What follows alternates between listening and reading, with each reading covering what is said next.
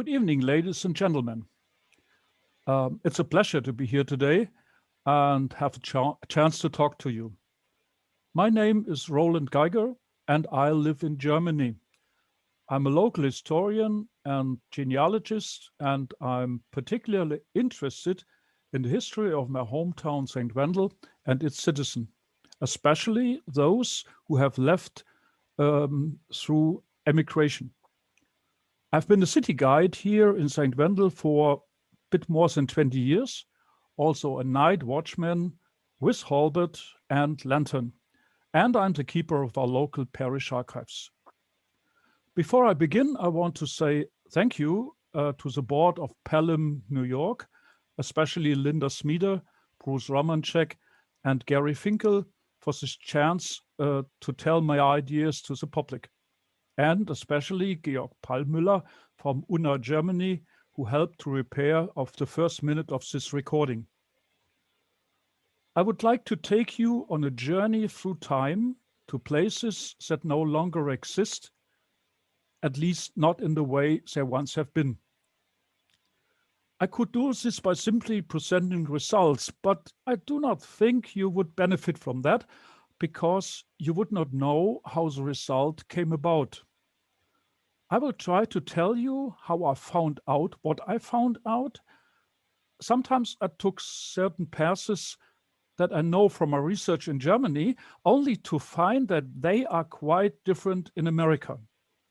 This can have the advantage for you to learn some things, to learn how some things were organized in Germany. I hope you will recognize the red line that runs through my lecture. This talk is based on an older one I gave 3 years ago in Wayland, New York, at the local historical society. In the last 6 weeks, I have put everything aside and concentrated on converting the old lecture into what I want to present to you today. I know nowadays there is a tendency to deliver results in a nutshell, along the lines, a little is more. I'm not a supporter of this idea. It is my opinion that far too much is lost that way. Not at least the small details, which sometimes gives the lectures its taste, like salt in a soup. I think that's a German term. That's why it will take a little longer than you may be used to. Nevertheless, I hope you enjoy it and like it. Thank you. I'm sure you all know the state of New York with its counties. In the minutes to come, well, sometimes I like understatements, I will lead you to one particular upstate New York county, sitting nearly above the middle of that long straight line, which is a border to Pennsylvania. As the arrow indicates, it will be Steuben County. But this story begins a bit north of it in Livingston County, in the village of Dansville, in the town of North Dansville.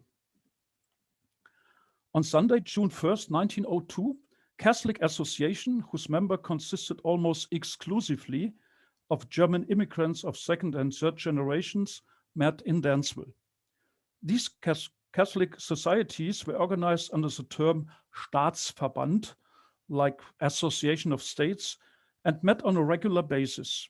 The meeting in Dansville was established by the local St. Bonifatius Society. Over Main Street hung a large sign with the inscription, "Welcome Delegates." The service began in the morning in the Catholic parish of St. Mary's. Father Aloysius Huber from the neighboring town Perkinsville held his sermon, of course, in German. The next morning there was a magnificent parade, which consisted almost exclusively, I think the writer, the one who wrote it, he liked that word exclusively, of the members of the individual associations. The train was led by the Soldiers' Home Band from Bath, followed by various delegations. Then came a brass band called the Corned Ribbon, and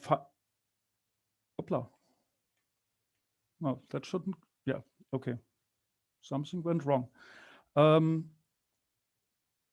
Excuse me. And finally, the members of St. Wendelinus Männerverein from Perkinsville.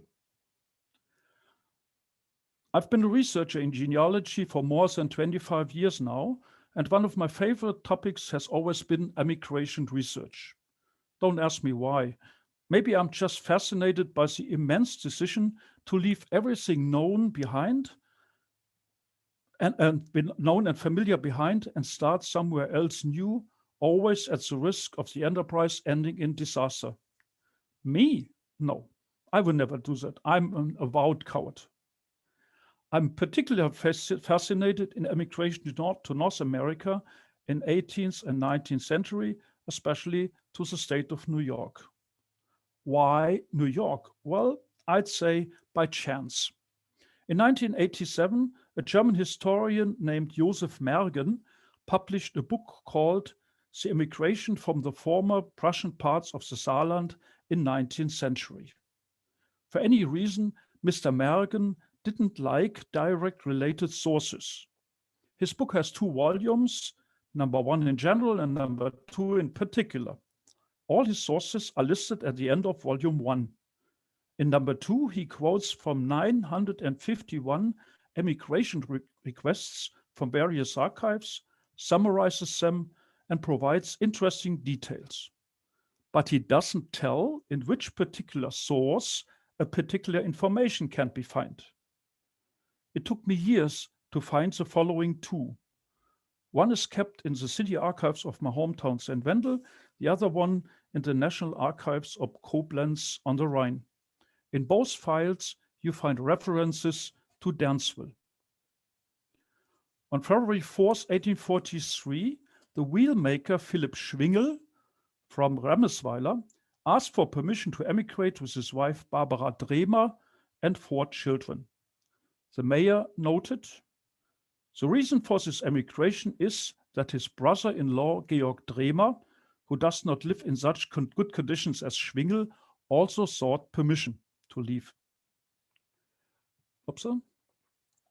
Here's the translation of what the mayor said about where Mr. Schwingel wanted to go.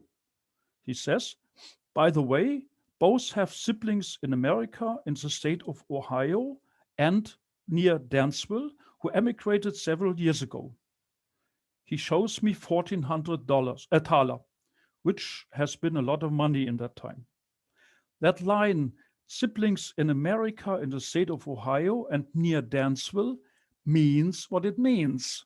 It can be interpreted as one in Ohio and another one in Dansville, or both in Ohio near Dansville.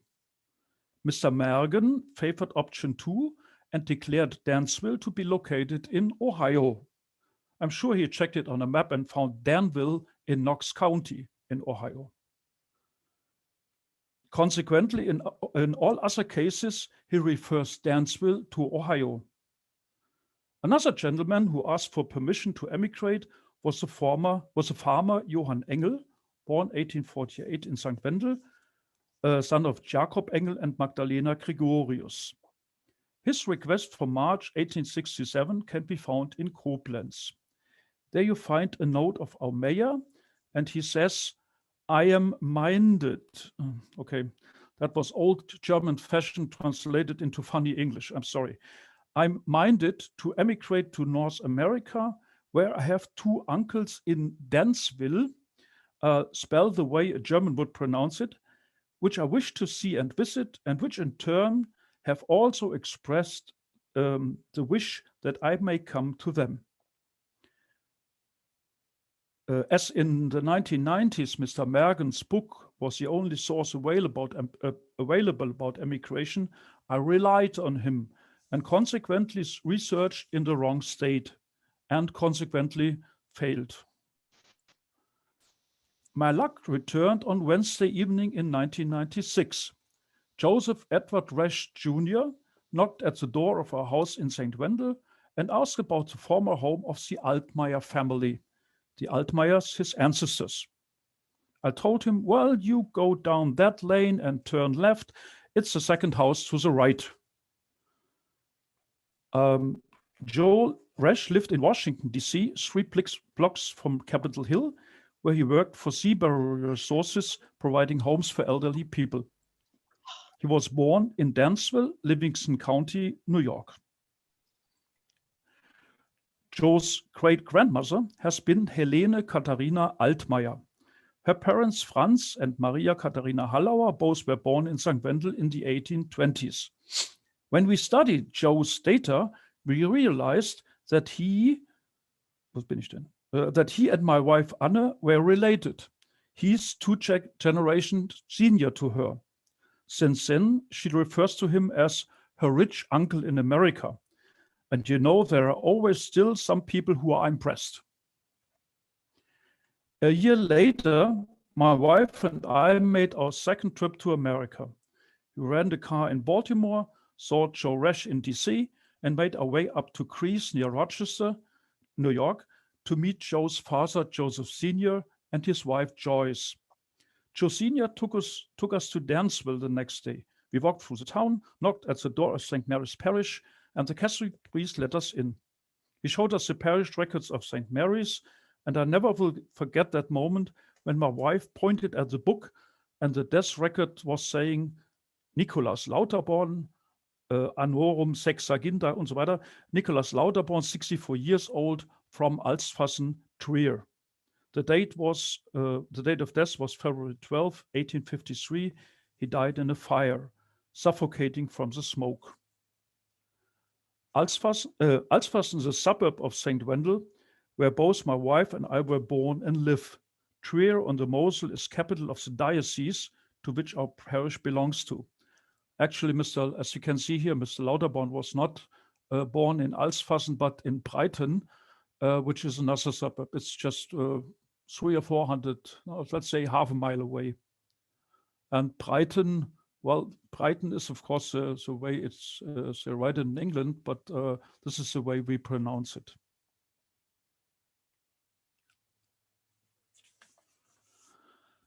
After lunch, Joe Sr. took us to a remote site in the country located on top of a nearby hill.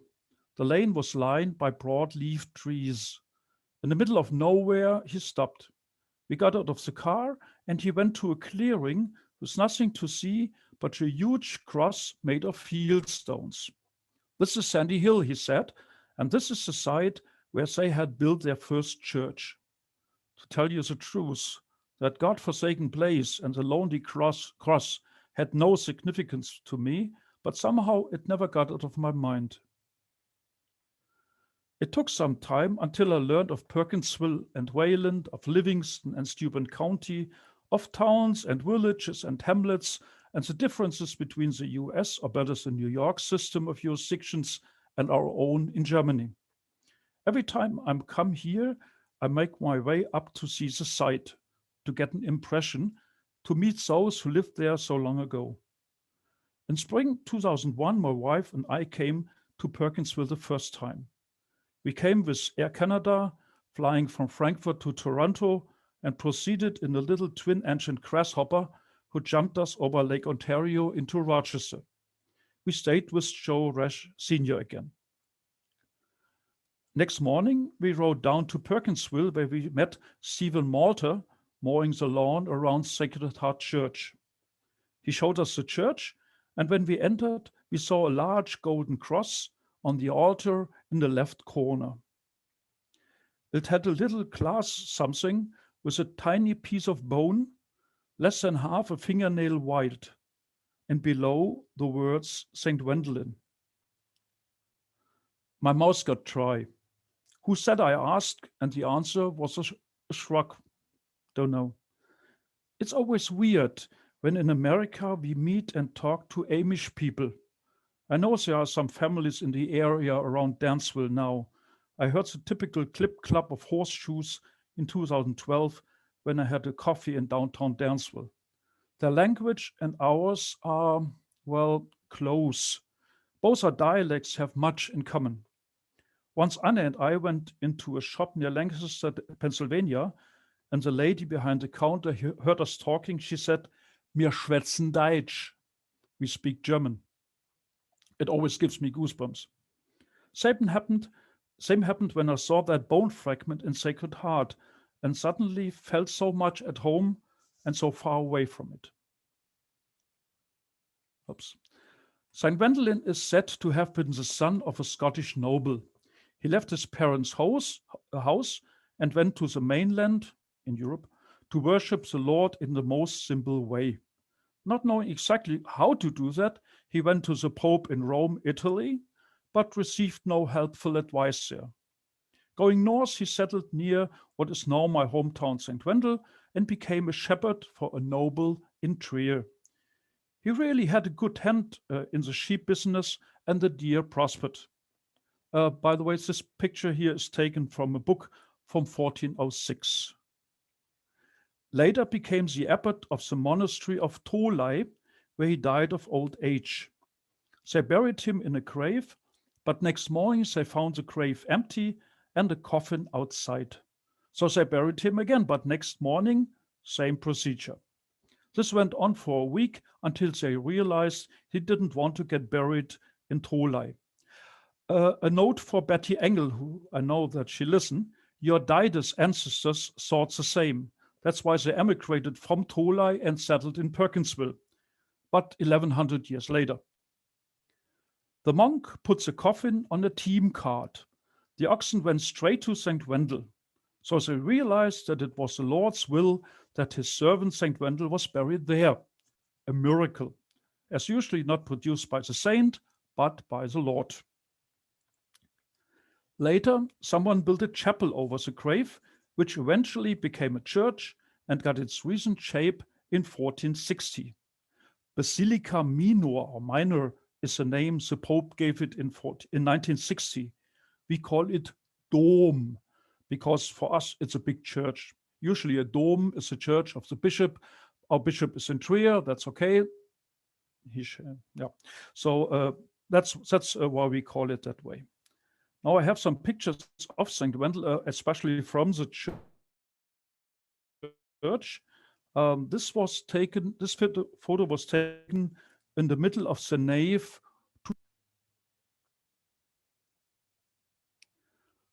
Turning around, you see the choir with main altar. The grave behind the altar has been there since short before 1500 AD. So the body is inside this long tube. Well, it's inside. Pilgrims came to visit and worship and had to be taken care for. A blacksmith settled here, a landlord, a butcher, a priest, you name it. The settlement grew and became a town as you can see it today. The big church in the middle is the dome or the basilica. Every year, the coffin is taken out of the grave for 1 week in October. To the right, that black hole over there, that's the open grave. So what they do is they just pull him in and push him in or pull him out. And every 10, 15 years, the coffin itself is opened. And then when they open it, then you see, well, St. Wendelin, a relic or an old collection of bones. Well, that depends on what you believe in.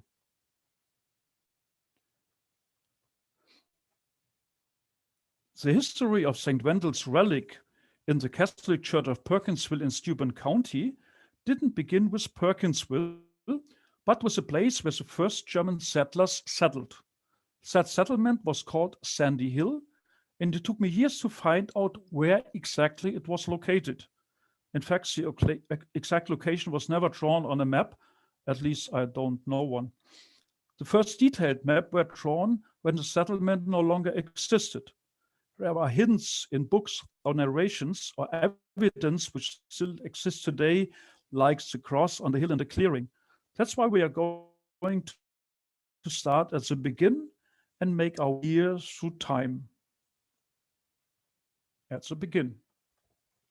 The red arrow down there always indicate where Steuben County will be.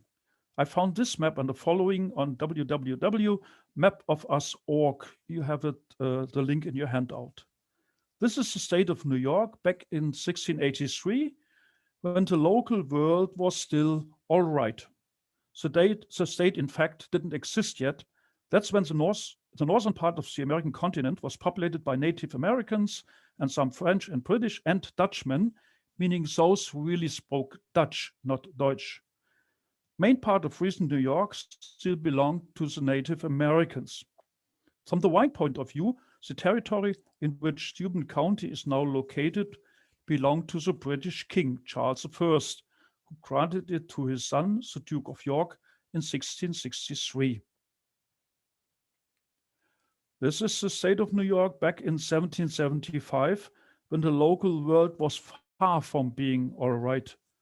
Rebellious colonists, oh, I like that word, rose up against their king and demanded independence. Many Native Americans remained loyal to the king. Exactly to point out and explain what was going on, like behind the scenes and so on, would be a lecture on its own, surely a most interesting one. Fortunately, that's not my job today. In 1784, the rebellion was over, the British had disappeared, and the Native Americans been sent to reservations. The former colony became a state. And in 1789, Ontario County was cut from Montgomery County, which had been the complete thing here. In 1796, Steuben County was taken from Ontario. 100 years later, someone wrote, within its present boundaries, Steuben County contains about 1,300 square miles of land and is among the largest civil division of the states.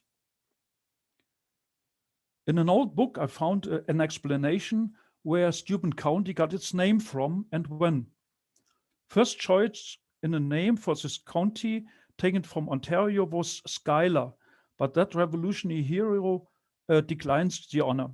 The name chosen honors the drill master of the Revolutionary Army, Baron von Steuben. Steuben, okay. Well, Steuben is, he was a German, so I thought, let's give him his real, then he knows that I'm talking of him. You call him Steuben, that's okay. In 1821, Monroe and Livingston counties were created from Ontario until there was no change for Steuben. That change came in 1822, when a square in the upper left corner was taken away from Steuben and added to Livingston County. Here we see a map of Steuben County in 1827. You can see the missing square in the upper left corner holding the town and village of Dansville. When Steuben was established, its territory was divided into 6 towns or provisional districts: Bass, Canisteo, Dansville, Frederickstown, Middletown, and Painted Post. Later, other towns were established by reducing the original 6 until Steuben had 23 towns. As a German, I have had a hard time to figure out what a town is, as we don't have such units. At least that was what I thought, but we do have them. Germany consists of 16 federal states. One of them in the far southwest corner is Saarland, which means land along the Saar River. That's where I live, and that's from where I'm talking. Yeah, this is my home state, Saarland. Please, no, it doesn't have the shape of a jumping pig. It looks more like that little flying elephant Dumbo. Saarland is divided in 6 units called Kreise, similar to the American county.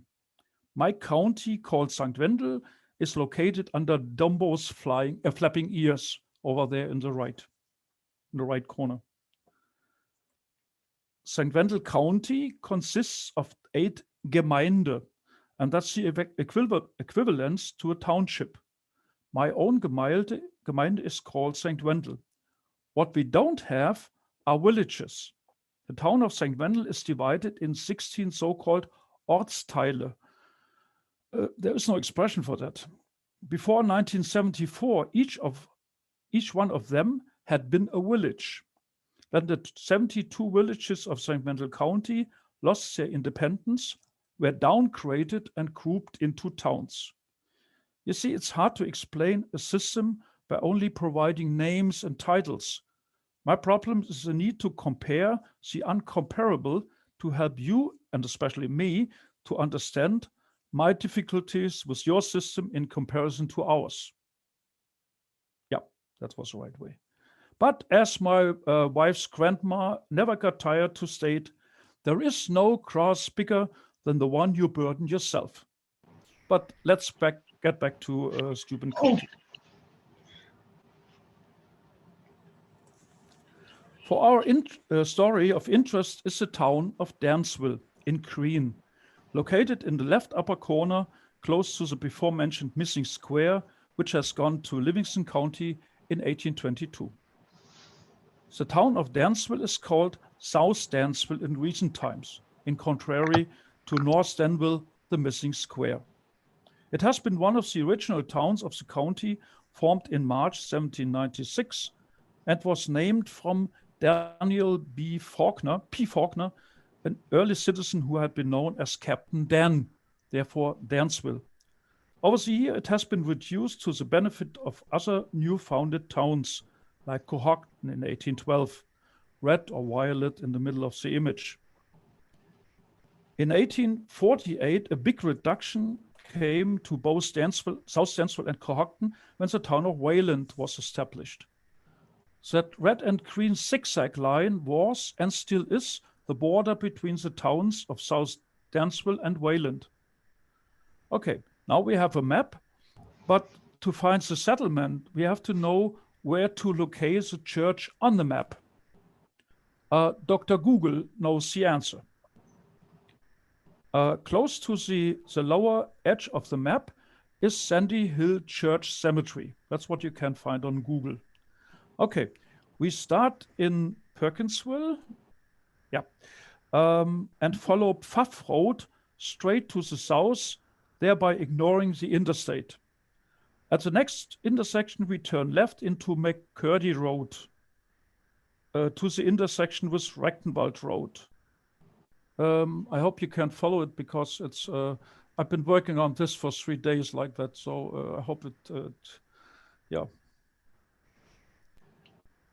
Now it's time to lower a gear and hit the gas. It goes uphill.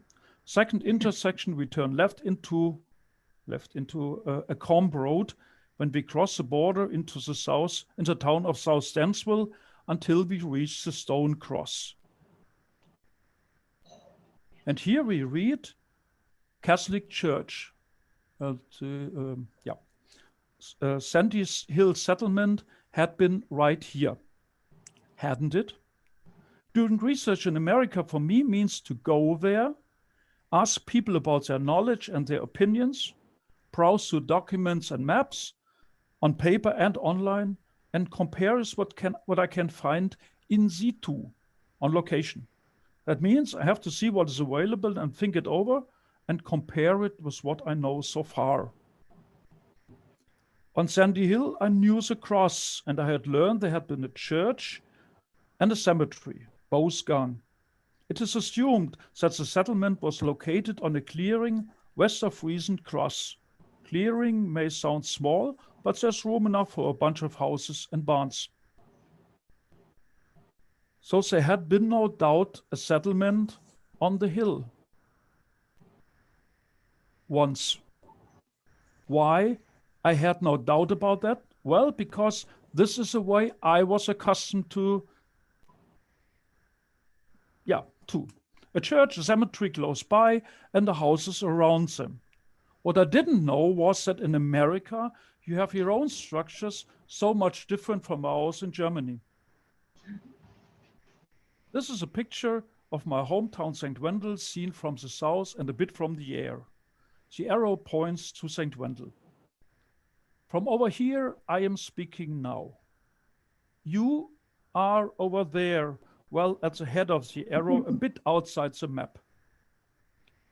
Up here is the hamlet of Alsweiler, surrounded by hills. Now, this is a detailed map of drawn by a French surveyor called Naudin from 1735. If you take a look at Alsweiler, this S, that shall be an S, it's not an F, you see a characteristic of our area.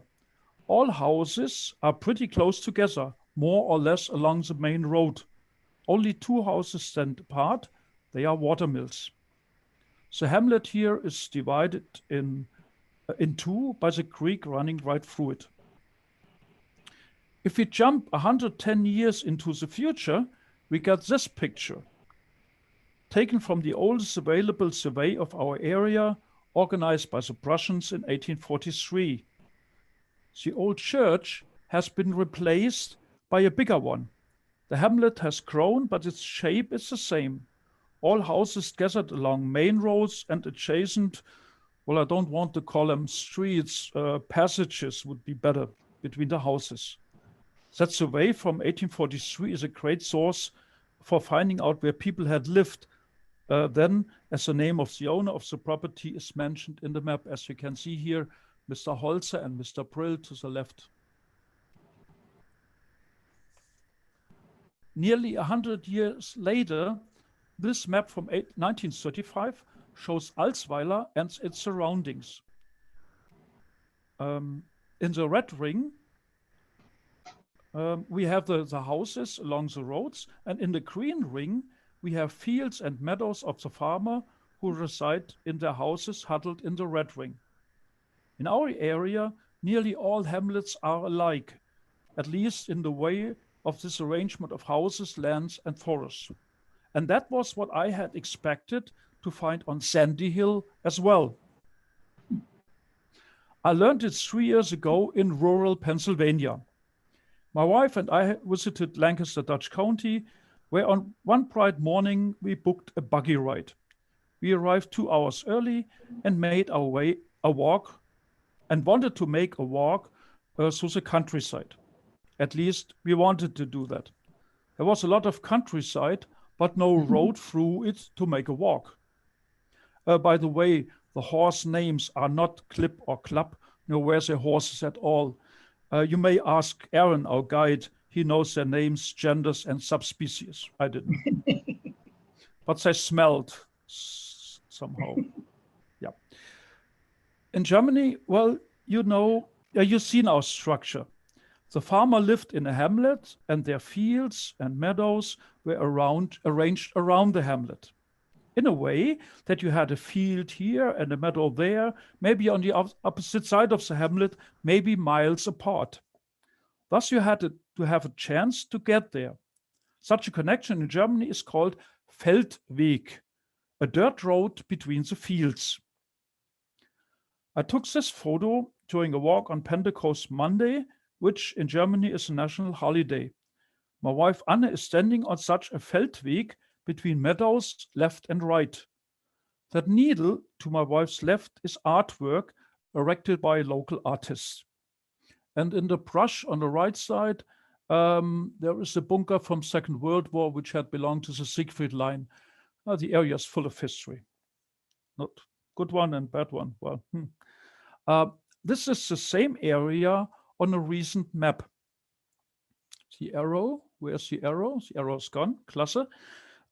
Shows the direction of view on the photo. The red marked area covers the plowed field in the image before. You can see to the right, that red stuff here. The smaller roads, which you can see here, are those Feldwege, trails that connect fields of various owners. And this is again the same area from a survey from 1788. I marked the area of the plowed field. While today it belongs to one owner, 200 years ago, those were 7 fields with 7 different owners. And they were not big, they were pretty small. Therefore, that system of dirt roads was installed to connect the fields. The owner of the dirt roads was, and still is, the town. Thus they are for common use, and everyone who wants to walk can walk them, and no one has to be asked for permission. In Pennsylvania, we didn't find such a dirt road to walk on. They have them too, but they run through private property because they are private property. This big area consisting of house and barns and fields and garden and dirt road belonged to one family and presumably always has done so.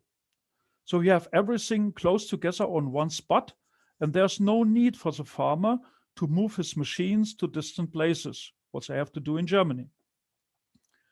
Nevertheless, we made our walk barefoot on the road and enjoyed it. It's been one of the few days without rain. Even if the homesteads in New York were much smaller than those in Pennsylvania, a settlement would not fit into the tiny space around the church on Sandy Hill. So I learned to think in bigger dimension than used from Germany. I realized that Sandy Hill settlement was not around the church, the White X, but the church was on its edge and the houses and homesteads were spread over the area. In fact, with this map, I already had the solution to the problem in front of my eyes, but didn't know it. On this map from 1873, which I bought many years ago on the internet, the individual plots are marked with their owners. But I couldn't read the map, so I went the old-fashioned way of figuring out myself. Oh my goodness, skipped something. In 1779, a Mr. B.S. Stone, born 1825, wrote a sketch of the Sandy Hill district introducing one of the oldest settlers on Hill. The exact wording is in your handout. John Braille, born 1771, came 1813 from Pennsylvania to the flats below the village of Dansville. He bought the land, later known as the Braille Farm, and built a log house. In fall, he moved to his new home on the plains of Sandy Hill with his Frau, Frau in German, F-R-H-U, I like that, and 7 children to commence the struggle of a pioneer's life. The first years were strong, but they came through. The Lord knows how, but they made it. Several other settlers followed, and in December 1818, they held their first school meeting. The result was a plank house. E.W. Brockway was installed as teacher at $13.50 a month, paid in timber. I wonder how that worked in a saloon. That beer is $1.50. Okay, how much is that in timber? Yeah. The schoolhouse was the educational, religious, and social center of the Sandy Hill people until 1845, when a new one was built. In 1826, 90 pupils were taught there. In 1834, Braille brought it to prosperity and had moved into a more modern house. The old log cabin served as temporary accommodation for new settlers until they finished their own house. Since there had been no church yet and therefore no pastor, worship was held by priests of the Order of the Redemptorists from St. Joseph, Rochester, in private homes, presumably in the house of Jakob Fröhlinger. I assume it would be interesting to browse St. Joseph's oldest church records looking for the people on Sandy Hill. I tried them, but the Mormons don't have them yet online, or better, only available through a research center, and as far as I know, they are closed, and they are 6,000 miles away from me. Well, maybe someone. Ah, yeah. Okay. I showed you where the church was. Several sources say that on July 24, 1838, a group of German settlers bought a piece of property on the hill. The contract was made in the office of Ontario County between the representative of Hornby Estate of Great Britain and Peter Jakob, Georg Groß Senior, and Georg Groß Junior. I knew that lots of land records have been put online through FamilySearch.org, but had no success in locating that deed from 1838. My luck ran out last Sunday when I found it. Sounds strange, you're right, but listen to the story. Last Sunday, I spent 3 or 4 hours in the land records of Steuben County. I learned a lot about grantors and grantees and deeds and indentures. First, I had to find out how such a sale was made in America. Our system differs in every aspect. Fortunately, there are indexes for grantors and grantees, but the source of the sale from 1838 gave the name of those attending, Groß, Jakob, and so on, not the name of them as a group or institution. And I didn't find anything under Jakob or Groß. I knew from a map from South Dansville from 1873 that the site where the cross is and the church had been lot number 38. Here we go, lot number 38, an RCCH, Roman Catholic Church. That was easy. Hopla. Here we go, yeah. One of the options in Family Search org was the lot index. It's arranged by range and township, but the latter one has a number, not a name. A number I didn't know. So I asked Mr. Google for range and township and Steuben and found a map called Allegheny and Steuben counties from 1895. Here is a detail. So red digits you can see are the lot numbers. A little bit below the name Perkinsville, another number is stenciled, T.6.R.6. Assuming it means Township 6, Range 6, I went back to the lot index and found this one. Range 6, Township 6, lot 27, and the marked part is 1.01 acres to the trustees of German Catholic Church of Dansville, New York, per 24th July 1838, which was what the source had said. Bingo, I thought. I got you, babe. Well, until I realized that 27 is not the right lot. The church had been erected on lot 38, and 27 is the lot right east of 38. So who's been the owner of 38? Well, that's also in the book. It says the east part of 38, the east part, that's the right part, 50 acres to John Fralager per 27 May 1836. This Mr. Fralager is the same as Mr. Freilinger, where the church first service was held in his private home. So the church had been erected in the northeast corner of John Fralager's property. With this data, I went back to the grantees index and browsed for trustees, German Catholic Church of Dansville. And moment. Here we go. Grantor was John Hornby, one of the early English landholders. In the handout, I refer to a not really brief summary of the purchases of Hornby and Pulteney written by James D. Falls. The index says to check volume 55, page 521, where I found it in very complicated English. That's also in the handout. It provides a full description of the borders of the lot from post to post along the public highway.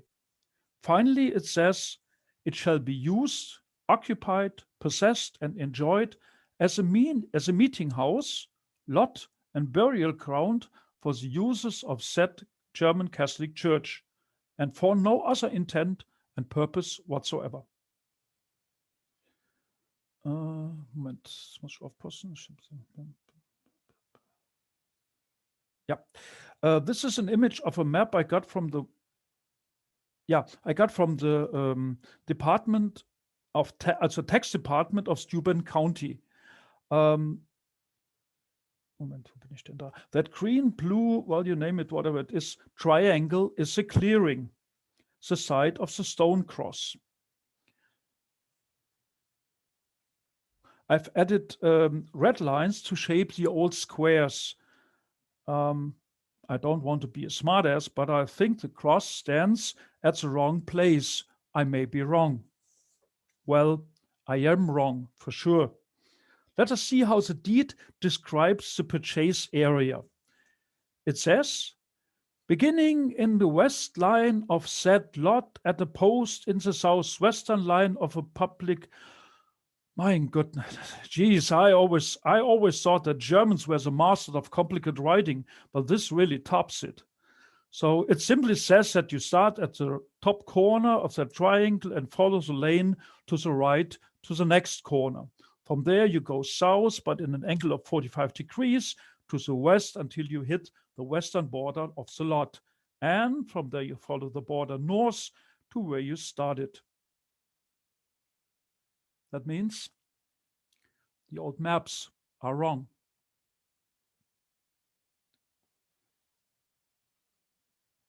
Yeah, here we have it. And this is the lot, and this is exactly where the cross stands. I marked it with this X. That's where the stone cross is today. And so the old maps from 1833, where I relied on, are, not really correct in that detail. Let's say it this way. So in the year of the Lord, 1838, the first church was built on Sandy Hill, like the log cabins, entirely of wood. The parish of on Sandy Hill was incorporated into the Diocese of Rochester in 1839, but led by trustees because of the great distance between diocese and parish and the fact that the priests were not constantly present. But somehow that didn't work, or they didn't like it because they had other work to do. So during a meeting in 1843, each of the 26 trustees voted against the trustee system and gave the management back into the hands of the bishop. This is a list of voters and what they voted for. All chose ja for the bishop. Behind the names, someone added the years of settlement on the hill. And here are the names with the date of settlement plus year and place of birth arranged by birthplace. I put them together and all I could find. If it takes the first 22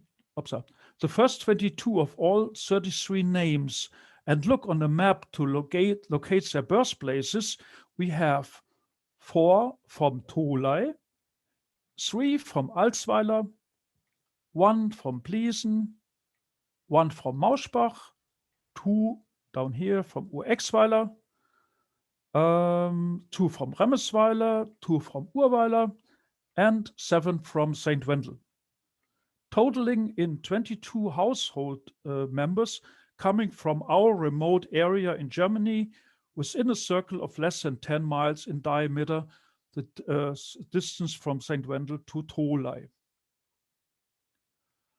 The church on the hill, also built in 1838, was consecrated on October 2nd, 1844 by Reverend George Baranek from today's Czech Republic to the name Church of the Blessed Virgin Mary of the Most Holy Rosary. She became the mother of the Catholic churches for the towns of Dansville, Wayland, Hammond, and Cohocton. To build and operate a settlement like this, you need men and women who see what's missing and can tackle it appropriately. That it can be a bit rough sometimes is testified by a story I found. There was never a priest established on the hill. Service was always held by the Redemptorist fathers from St. Joseph in Rochester, who traveled to the hill now and then. That father took a towpath boat on the Genesee Valley Canal, 50 miles, and then climbed off Tuscarora on a horse or walked by foot for the last 20 miles. His travel time must have been a week at least. Sandy Hill never had its own rectory, so the priest had to stay in a private home. In 1844, it was Father Baranek's turn to serve on the hill. But when he arrived, he found the church locked, and the responsible farmer refused to give him the keys. The farmer said, "When a craftsman comes to us to work, we expect him to bring his tools, and we expect the same from you." But all the stuff Father Beranek needed was in the church, so why bring it along? The church stayed close, and the good father returned to Rochester, with the result that for a long time no other priest came to Sandy Hill. I wonder how they settled it. They were a special breed, those on the hill. It was not uncommon for the men to be in dispute after the service, and then they went on each other. They tore each other's Sunday's wigs from their heads and threw them around. What can be better than a good old-fashioned brawl on a Sunday morning after church? But go with me to the old burying grounds a few rods to the west. This enclosure contains the remains of most of the early settlers of Sandy Hill, not one of whom remains to tell the story of the old blank schoolhouse among the pines. Here upon a marble slab, you can read this inscription, John Braille. Yeah. John Braille. Yeah. Died December 2nd, 1860, in the 90th year of his age. The old patriarch is gone. His old pioneer associates are gone. The yellow pine trees gone. The old plank house is gone. I wish that this could be the closing paragraph of my sketch of Grandpa Braille and the old plank house. But this little cemetery tells a tale I must not pass by. Inscribed upon many headstones, you may read these terrible words, died of cholera. In but few rural cemeteries has this scourge of the human family, this destroyer from Central Asia, written its name with an icy finger upon so many tablets as here. 40 years ago, and who shall tell the tale of the plague of Sandy Hill? We shall ask in vain of those that nurse the sick, and buried the dead. They too have passed away. Cholera is an infection of the small intestine by some strains of the bacterium Vibrio cholerae. Symptoms may range from none to mild to severe. The classic symptom is large amounts of watery diarrhea that lasts a few days. Diarrhea can be so extreme that it leads to severe dehydration and electrolyte imbalance, that's the word, within hours. This may result in sunken eyes, cold skin, decreased skin elasticity, and wrinkling of the hand and feet. Dehydration can cause the skin to turn bluish. Symptoms start 2 hours to 5 days after exposure, but 85% of those who get in contact to the bacterium don't get affected. The second pandemic lasted from 1826 to 1851 and particularly affected North America and Europe due to the result of advancements in transportation and global trade and increased human migration, including soldiers. It started in Mecca in the Far East, spreading to Egypt and Europe. Russian soldiers brought it from the border of India to Europe in 1830, from where it went to England 1831, and to France and North America in 1832. In July that year in New York City, dozens of people died from cholera each single day. In August 34, the disease reached Sandy Hill. Grandpa Braille received word that a number of German families were arriving in Buffalo using the Erie Canal. He and a neighbor drove 80 miles to Buffalo using team wagons to pick them up. The names of the arriving families at the time were Bollinger und Schuh from Tholey, Reiter from Alsweiler, and Kirsch from Bliesen. One of these families was mourning the death of their daughter, most probably Maria Schuh. She was born in Germany, but I could find no evidence of her in the records of Dansville, Perkinsville, or Sandy Hill, nor in any census. She had died while traveling the Erie Canal and been buried somewhere. But instead of burning her clothes, her parents had packed them into an iron-bound chest. On arriving at their destination, Grandpa Braille gave the immigrants the use of his old log cabin, as he had always done. Mrs. Braille, in truly neighborly fashion, offered to help them unpack and do the laundry. During this process, she unpacked and washed the dead girl's garments from the iron-bound chest. That happened on Tuesday morning. Mrs. Braille felt ill the same evening and died the next day. It was Wednesday, August 24, 1834. Doctors Cook and Renale from Dansville had been called. With great reluctance, they admitted that it might be a contagious disease. Why these doctors should be so slow to warn the community of the imminent dangers that surrounded them was never explained to the satisfaction of the friends of those who suffered. But there were those who saw the danger and were not afraid to proclaim their conviction that it was cholera in its worst form. Had it not been for the timely warning, not from the medical doctors, but from Mr. Samuel G. Durr and the lady that was teaching school in the old blank schoolhouse, had it not been for the panic caused by those persons in telling what they believed to be true, the cholera would not have been confined to Sandy Hill. Mrs. Braille, being one of the first settlers, she was known far and near. A great concourse of people would have assembled at the funeral. Many did come from a distance, but heard the alarm in time to avert the danger. The family made preparations for a large funeral and were disappointed in its failure.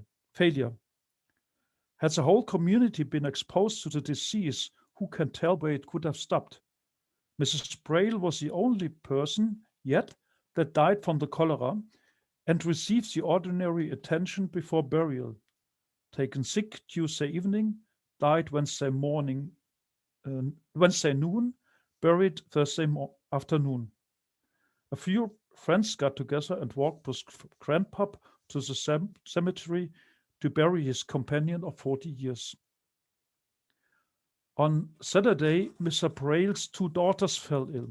The oldest, Matilda, died 6 hours later. Sarah recovered.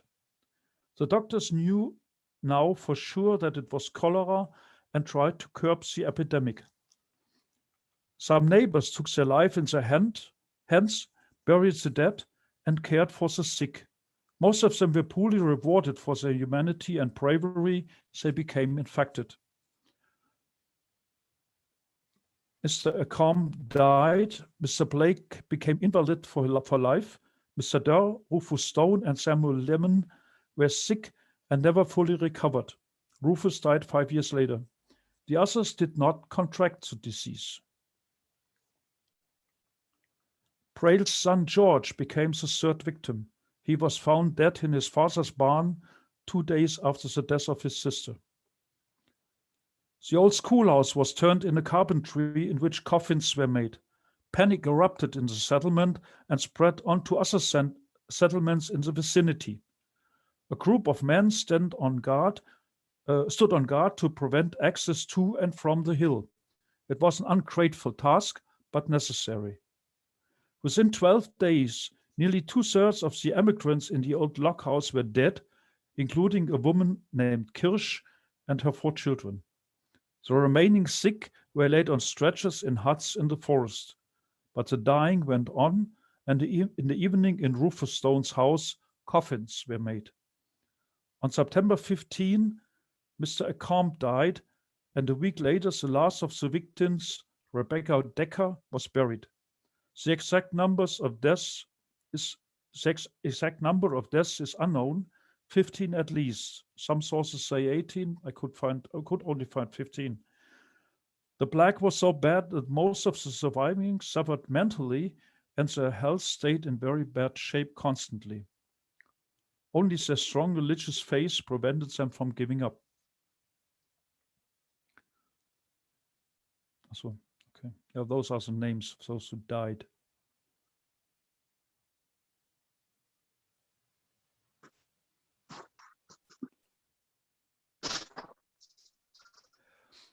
There are several Catholic cemeteries not far away from the site of the church on Sandy Hill.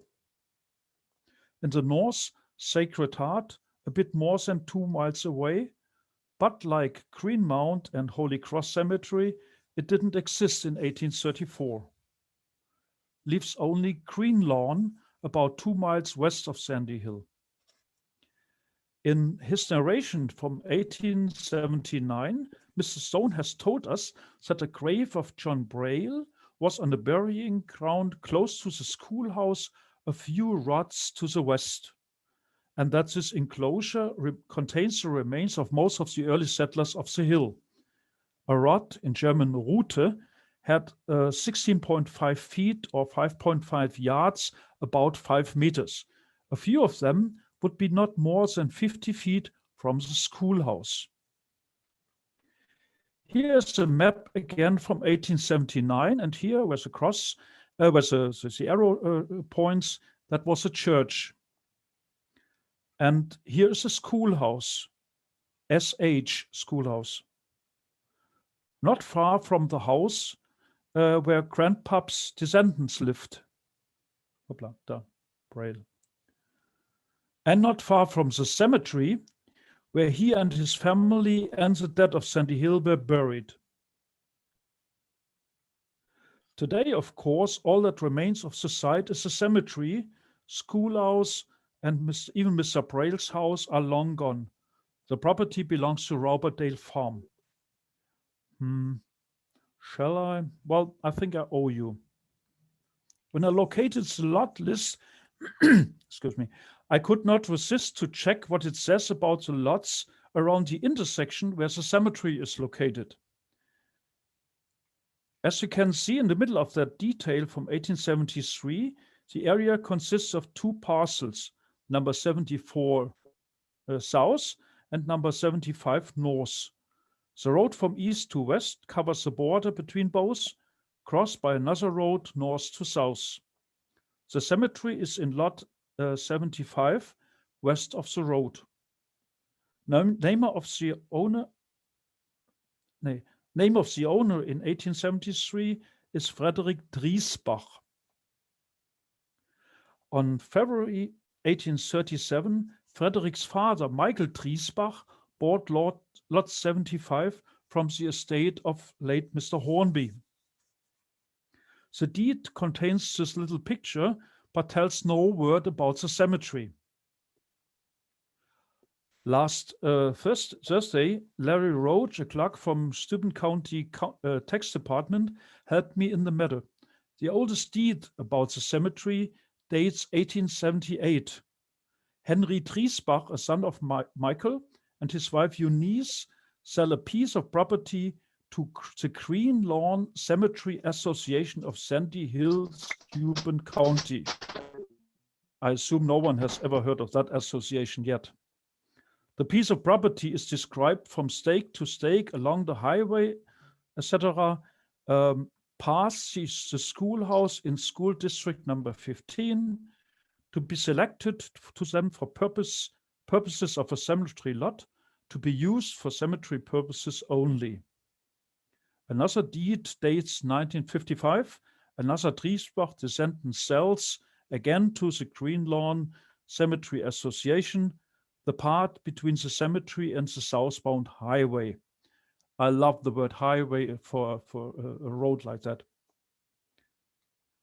I assume that the cemetery was established in the 1820s and sold as part of the land to Michael Driesbach in 1837. Someone took care of it. In 1887, the Green Lawn Cemetery Association formed and took over for Michael's son, Frederick. Lot 74, south of the cemetery where the schoolhouse stood, already in 1873 had belonged to John Braille, who had bought it from Hornby in 1835. 3 years later, in May 38, he sold it to his son Robert, but I assume he lived there until his death in 1860. The church was built at the edge of the settlement overlooking the area. I really wished I had a picture of the church, its steeple peeking out of the trees.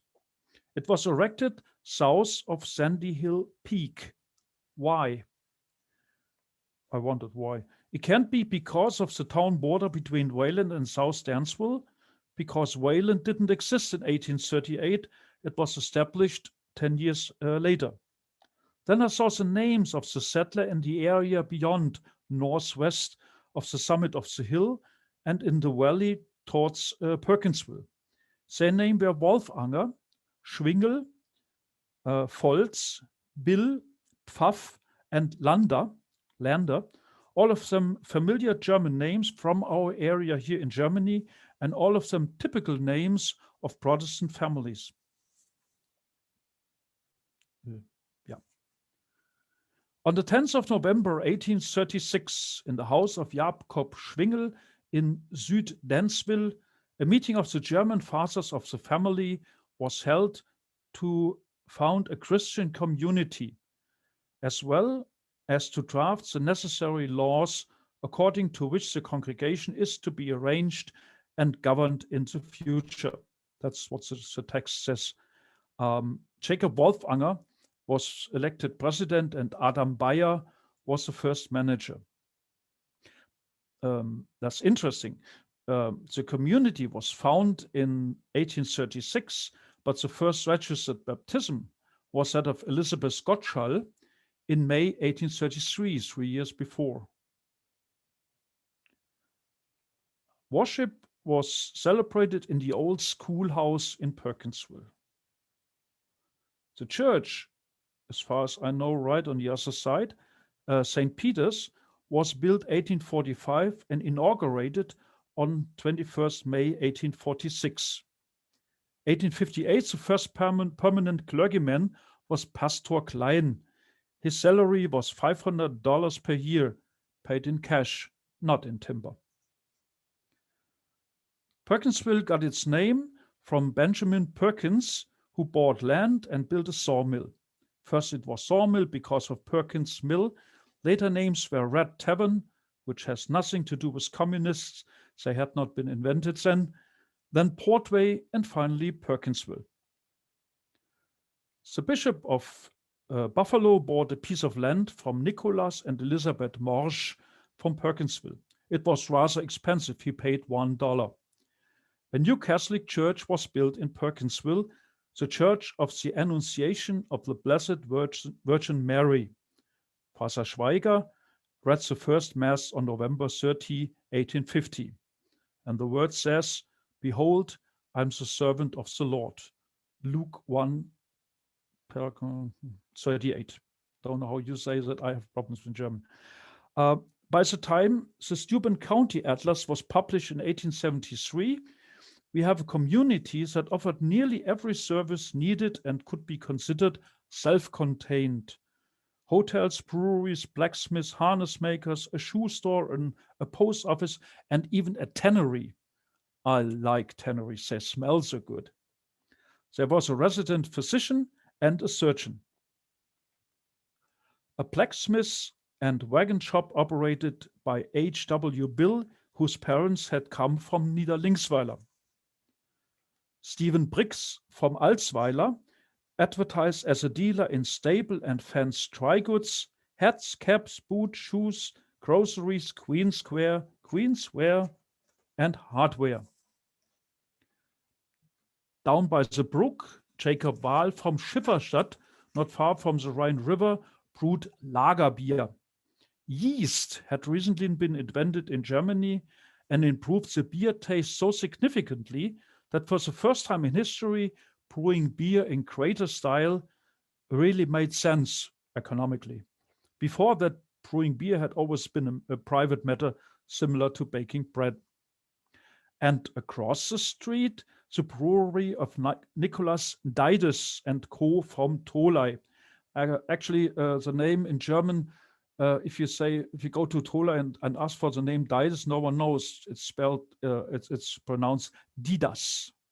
So when I first heard the name here, and I said, Deides, yeah. His beer won the first prize of the Great Chicago World Exposition of 1890. 10 years later, the brewery had been torn down when the new railroad way was built. Nicholas' brother Peter Dides operated Perkinsville Hotel. John Ritz led a shoe shop. Peter Gessner had a pub, which was renamed Steuben Hotel later. Another tavern was run by the Federkeils. Federkiel? Yeah, this part of the draft first was written in German, so I asked Mr. Google to help translate. Help was provided, but Mr. Google also translated the family names. So when I checked my text, I said, what's that? So Mr. Schwingel became Mr. Tilt. The Federkeils translated to feather wedges. And Mr. Morsch, that was great, became Mr. Rotten. That's been a bit too much of a good thing. I play ball here in Pleasant with Robert Morsch, a good friend of mine. So when I told him what happened, he didn't like it. And when I turned away from him, he kicked me. Well, for good reason. As the community grew rapidly, the Catholic Church soon became too small. So the plan was made to build a new one. Like most houses in Perkinsville, it was made of wood. The first plans were drawn under Father Johannes Sömer from Westphalia. He organized the stones for the foundation. In summer 1881, a new priest came to town to continue the work. Father Vincent Scheffels from the German diocese in Münster in recent Westphalia was the right man at the right time. He formed Perkinsville into a German community. He was a builder and a priest at the same time, and his congregation thanked him by collecting money and providing building materials under price, not to mention the lumber and hand and clamping services, all of which free of charge. During the construction, pastoral care never left anything to be desired. Long after the church was completed, Johann Rechtenwald and his Protestant partner Jacob Hoffmann, who worked under life-threatening conditions at the 50-meter-high steeple, told that Father Scheffels supported them with prayers so that nothing could happen, that nothing bad ever happened. Nevertheless, accident happens, as they always happened through construction like this. For example, one time, demolitions were carried out during the excavation work of the foundation of the church. The cargo was set, the fuse burned, but there were still workers in the danger zone. The alarm came too late, dynamite went off, and 75-year-old Nicholas Briggs lost an eye. On May 6, 1884, Bishop Ryan of Rochester consecrated the new church under the name Church of Sacred Heart of Jesus. While Sacred Heart Church was under construction, the first church on the hill was demolished, and the still usable wood was used for the new church. The reason why the little block church was torn down was that farmers used it as a sheepfold.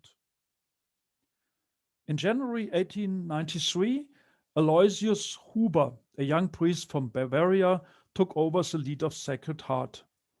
Under him, the parish came to the newly formed Diocese of Rochester with Bishop Bernard McQuaid as its director. Father Huber also initiated a building fund for a new school and convent. Among Huber's flock were many Americans whose ancestors were born in Germany and many Germans who never naturalized and thus were stateless, because after leaving Prussia, they had lost Prussian citizenship. The US government didn't care whether they got naturalized or not, and many did not. Their children became Americans by birth. And as the Protestants continued to speak German in their congregation, the Catholics did as well. You know, when I wrote this and put it all together, one thing I realized is a bit strange. Today, here in Germany, and most probably over there as well, we complain that immigrants from foreign countries do not want to adapt to our culture and custom. But we think it's cool that the German immigrants in America 200 years ago did not adapt but tried to keep their traditions. Not really funny, don't you think? As a result, this desire of the people grew to bring a piece of the old homeland to the new home in America. Most of them came from St. Wendel and its vicinity. And so shortly after Father Huber became priest of Sacred Heart, members of his parish approached him with a very special request. Huber understood their desire and agreed with their ideas. This text was written by Huber himself, a relic of St. Wendel in 1897. The Catholic community of Perkinsville, New York, celebrated a rare ceremony on October 24, the burial of a real relic of St. Wendel. A year ago, when the coffin of the saint was opened and displayed for veneration in the old homeland of St. Wendel, a certain homesickness awoke among the local compatriots from that area to their old place of pilgrimage, and they made a petition to the head of the Diocese of Trier for a relic of St. Wendelinus.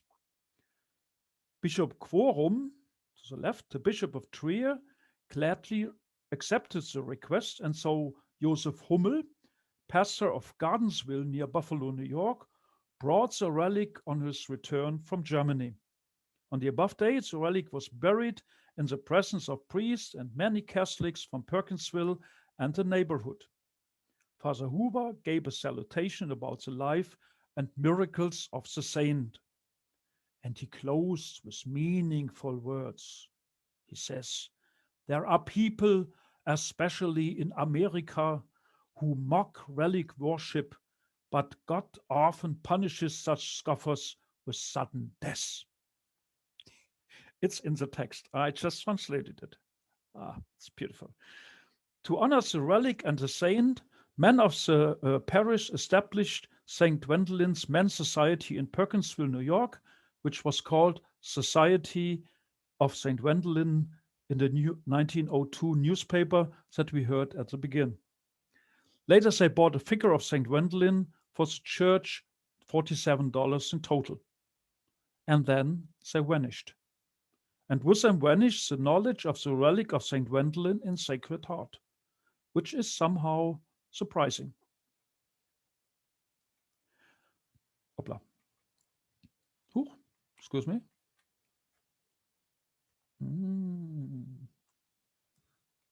Ja. No, das war nicht so früh.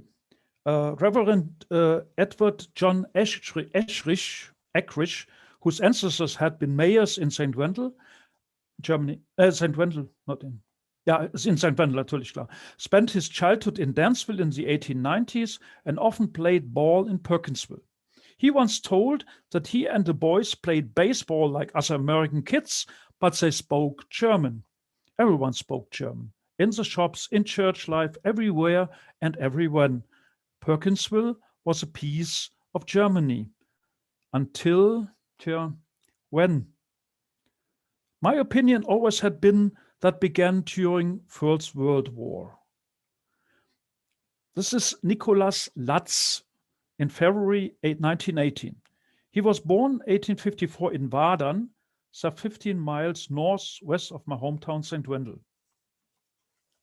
In 1874, he emigrated to America, settled in Osage County, Kansas, and helped out on farms.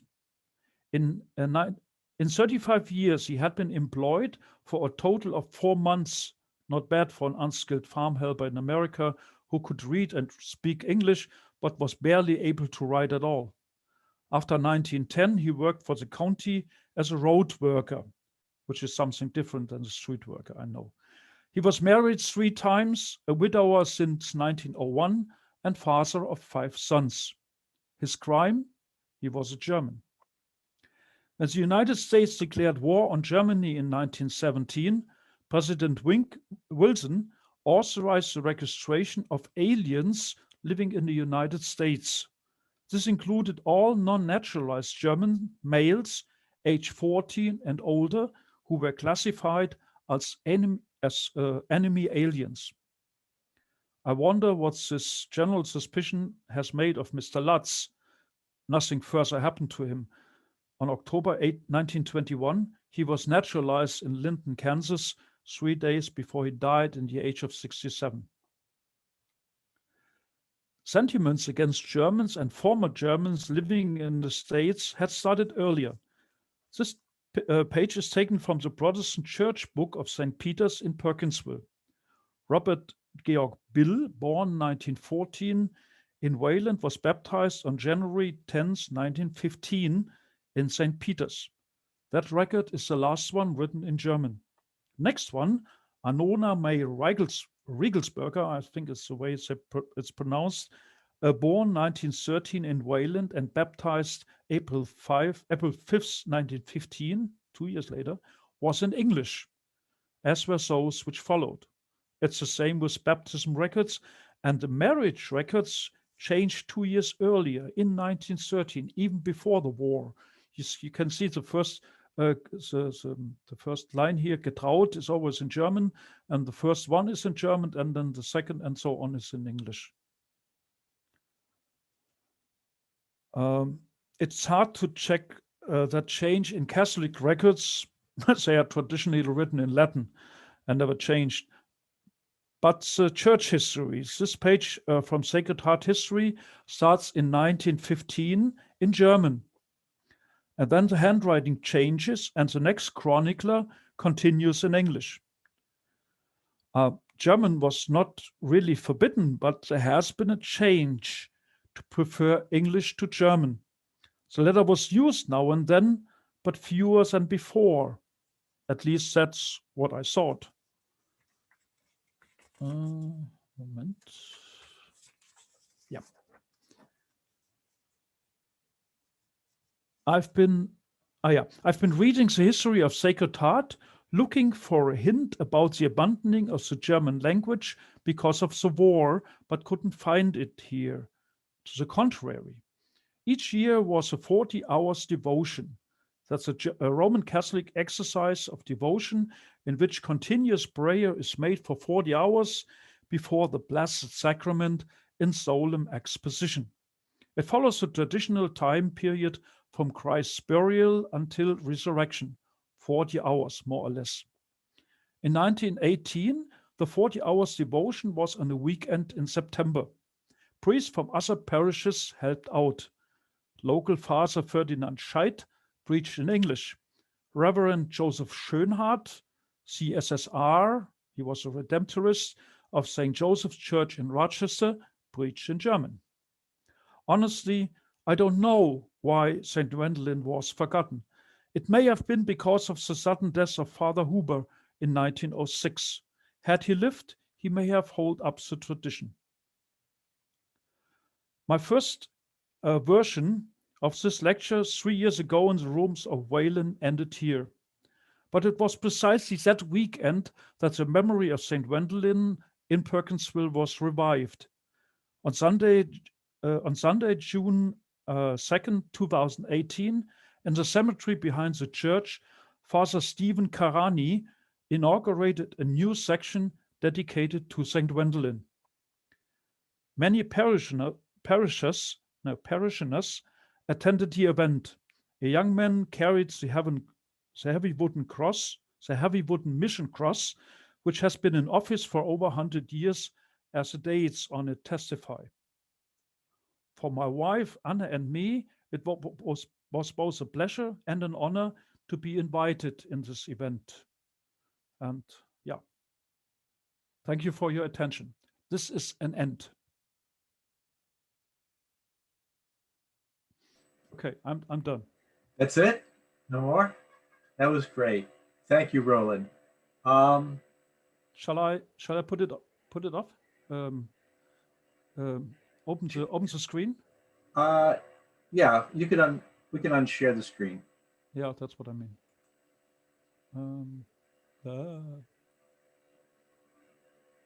Yep. Okay. So we have a question from Sandy Booth. If you're here, can you why don't you ask your question. Can you hear me? Yep. Yes. I just wondered, I never been able to trace John Grail back farther than knowing he came from Pennsylvania. And I wondered if Roland had any other information on Mr. Grail. Not very much. He's more or less characterized in this long text from Mr. Stone in the 1879. But more than that, I can't tell. I even don't know. I had his wife's name written as Maurer. I read it. That's how I read it somewhere, but I don't know. Actually, don't know whether it's right or wrong. So it may be. There's someone else wrote Maori, Mowry. I can't tell. I'm sorry. Thank you, Roland. You're welcome. I'm sorry. Are there any other questions for Roland? Yeah, this is Dave Schubel. A quick question. Do you have any information on the families that emigrated from St. Wendel's? What transportation they took, or how did they actually immigrate to Sandy Hill? What ship and what city they left from in Europe? Yeah. Well, they started in the early 1830s, and I'm not sure why. There had been some changes. We had belonged to the French Napoleon until 1814. Then we moved to the Duke of Saxe-Coburg, and people didn't like him because once they realized what was going on there, so there was something like a small revolt, a very small one, in 1832, which may have been a reason why they emigrated. And then in 1834, it changed again. We were sold to the Prussians with their constant war. So maybe that was another reason why they emigrated. And then came the 1840s with the big waves. And I think everyone took its own way. I tried to figure out how they managed to do it. How did they know where to go to? And because in some letters I read that the whole trip was organized. Yeah, so it's not so that they just got rid of everything they had, took the money, and then went, for example, to Le Havre in France or Rotterdam in Belgium, Holland. My goodness. Okay, I should. Okay, and then got on a ship to travel, because this had to be organized. And once they reached the ports, they knew which ships they would take. And when finally, I have a diary from a fellow from 1865. He came from the Blackwood Forest, and he wrote it down completely. He made a trip through Germany to Bremerhaven by train, and then he stayed in the emigration house, as he calls it. And there was a specific ship that he was scheduled to take, because then they changed it and something worked. He just said that they changed the ship, and so they took another one. Then they went to New York City, and up to Albany, and I think it was in New York City before they could board the train up north. He said that they got be cheated by a German innkeeper. He don't go into detail. So and then in Albany, I don't know whether they took the Erie Canal or the railroad. Most probably the railroad in the 1860s. I'm not sure. So there are a lot of stories, and see, we got our railroad in St. Wendel in 1860. So there was no chance for them to take a railroad up north. There was none. So they must have come to a bigger town, but there was no. Maybe in France, I don't know. And it's hard to figure out because we have no sources. It's hard to, yeah. Okay, thank you very much. You're welcome. Ray, why don't you ask your question? Excuse me. Hello, and thank you, Roland. This is a wonderful presentation, and I enjoyed it very much. I have a question about the Prussian consents to emigrate. Can these be found online? My second great-grandfather was born in Dautweiler, and he was living in nearby Mulfeld when he emigrated with his family in 1853. And I've been trying to find that documentation. Well, he had to ask for permission. Usually permission was granted. But the mayor, he went to the mayor, talked to him and said, well, I want to emigrate. So the mayor wrote it down. If he not himself wrote a letter to the mayor, sometimes we have it as well. And then the mayor gave his comments about it and sent it to his superiors, most probably in Trier. And then in Trier, it was checked, he may have been, whether he done his military service or not. Yeah, and if everything was okay, he was given his permission to leave, and then he emigrated. And so we have paper in the office of the mayor, which would be, for example, Stadtarchiv in St. Wendel, the city archives. Then the request sent to Trier should be in the archives of Trier, which are now in Koblenz. It's a bit complicated because you have to know which institution, what is the archive of the institution that you're looking for. Yeah, like I know in Koblenz in the national, let's call it National Archives. It's not the real name, but doesn't matter. So I know they have several files spanning at least the second part of 19th century, where lots of these requests are stored. And I have some, I worked with some of these papers. I've been there a couple of times now, but as far as I know, they are not online. In German, archives can be a bit of restrictive if because they say when we put all online, then why are we there? Like that. Yeah.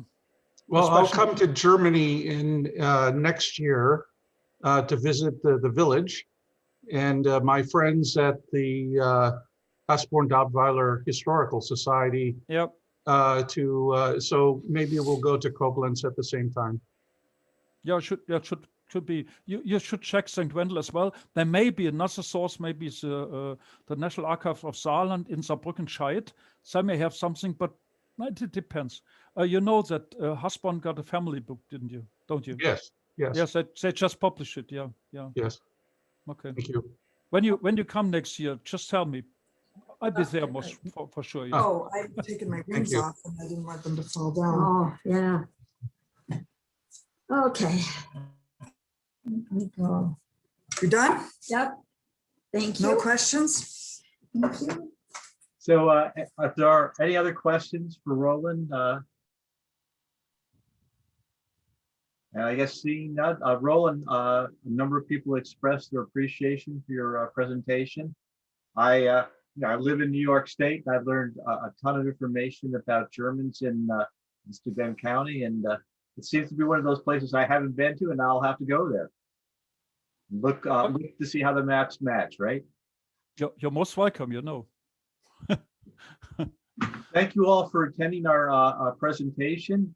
This is our first presentation from Germany, and maybe it won't be the last. We'll ask Roland to talk on other methods. So again, keep your eye on whatever resource you found us originally, and hopefully we'll be scheduling some other presentations later on. If nothing else, we'll definitely have presentation with our fall meeting in October. Thank you all for coming. Take care. Thank you, Roland. Excellent job. You're welcome. Thank you. You didn't put the hat on. Yep. Take care. Put the hat on. Thank you. You're welcome. So, jetzt muss ich das da noch. All right, we're going to end now. Thank you all.